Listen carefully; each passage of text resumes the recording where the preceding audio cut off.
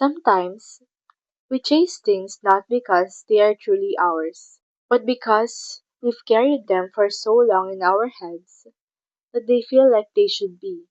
The dream school, the career path, the lifestyle, the recognition. They sound right. They look right. They even impress people when we say them out loud.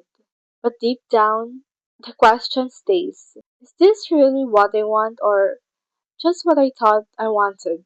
It's a scary thought, realizing that maybe some of the things you work so hard for don't actually spark joy in you anymore.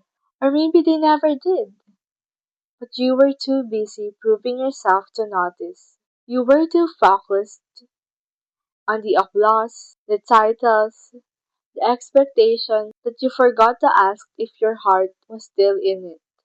And maybe that's okay, because part of growing is outgrowing dreams, paths, even version of yourself. What you wanted at 13 may not be what you needed at 20. What felt right last year may not feel right now.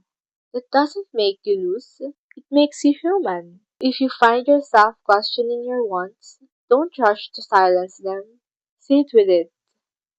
Maybe you'll discover that what you truly want is different, quieter, simpler, or maybe even bigger than what you first imagined.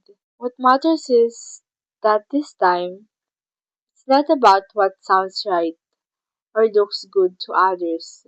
It's about what feels right for you. Because the truth is, you're allowed to change your mind. You're allowed to shift your dreams. You're allowed to want differently, even if it surprises people, especially if it frees you.